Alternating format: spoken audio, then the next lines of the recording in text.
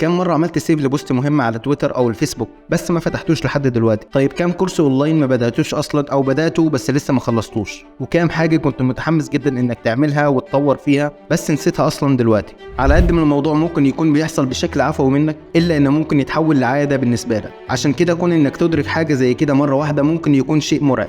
بس ما تقلقش، انا جايب لك النهارده 7 حاجات لو قدرت انك تعملها او حتى جزء منها فهتساعدك في انك تغير حياتك 180 درجة. اول حاجة هي قراية الكتب. لو سألتك ايه هي الحاجة اللي بتفرق بين الناس الناجحة عن غيرهم، الإجابة هتكون ببساطة هي انهم بيعملوا اللي لازم يتعمل مش اللي حابين يعملوه. والحقيقة ان دي مش حاجة سهلة زي قرايتها او الكلام عنها. هتلاقي الشخص الناجح دايما بيختار مش بيفضل قراية الكتب حتى لو ما كانش بيحب القراية عن انه يتفرج على فيلم او مسلسل مثلا. هتلاقيه بيعمل الحاجات اللي لازم يعملها عشان يبقى احسن ويوصل لهدفه عن الحاجات اللي هتحسسه بالرضا او النشوة السريعة. وافضل حاجة هتساعدك في انك تطور من نفسك هي الكتب، على الرغم من ان الاثر بتاعها بيكون على المدى البعيد الا انه بيكون كبير جدا وبيأثر على جوانب حياتك كلها. تاني حاجة هي الاكل الصحي.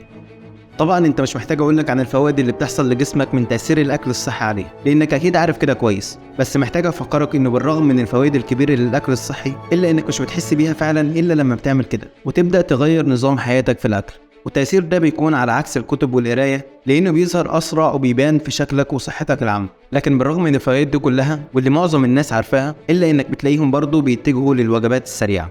مطعم زي ماكدونالدز بينتج ملايين من الأطنان من الأكل يوميا، وده بسبب الإقبال الكبير من الناس على الأكل السريع أو الفاست فود. فلازم تبدأ من دلوقتي في إنك تغير نظامك في الأكل لأن ده هينتج عنه تحسن في صحتك العامة كلها.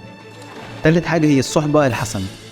كم مرة كنت بتعمل شيء مش كويس أو عادة سيئة وبطلت تعملها بسبب نصيحة من زميل ليك؟ وبرضه كم عادة سيئة في حياتك كان السبب الأساسي ليها هم صحاب؟ تأثير زمايلنا علينا بيبان في كل تصرفاتنا، سواء زمايل في الشغل أو الدراسة أو حتى في الحياة عموما. فتأثير صحابك عليك محدش يقدر ينكره سواء بالإيجاب أو السلب. فأنت لو محاط بأشخاص ناجحة ومتفائلة وكويسة بحياتها أنت هتكون ماشي في نفس طريقهم. وبرضه العكس صحيح، لو صحابك مش متميزين في أي حاجة فللأسف بيأثر عليك تأثير كبير جدا أنت ما بتكونش متوقعه.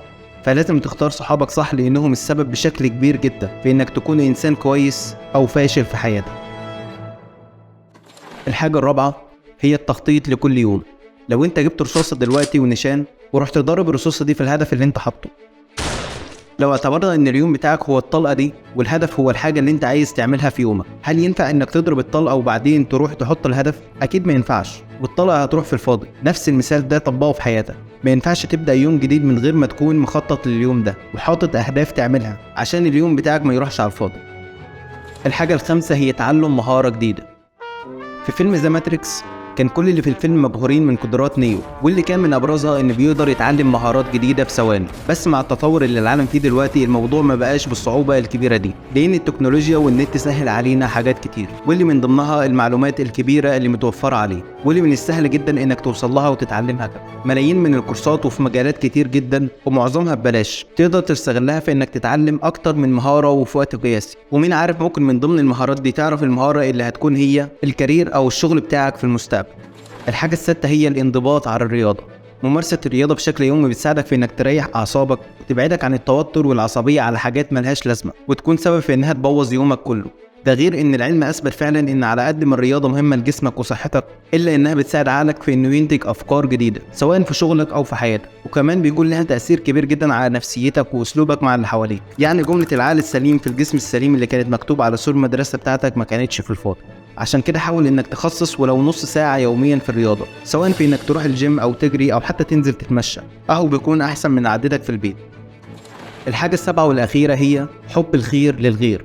دراسات بتقول ان هرمون السعادة عند الانسان بيزيد لما يدي فلوس لشخص عن انه يكون كسب الفلوس دي. يعني سعادتك بتكون كبيرة لما بتشوفها في عين غيرك. عشان كده كون انك تحب الخير للناس ده بالتالي بيأثر على حياتك وسعادتك. كمان معظم الناس لما بتشوف انك حابب الخير ليها هي كمان بتقابلك بنفس الشعور، ولما تجيلهم اي فرصة ممكن انها تخدمك هتلاقيهم ما بيتأخروش عليك. عشان كده حب الخير للغير هيفيدك وهيفيد اللي حواليك. كان معكم محمد صلاح، سلام عليكم.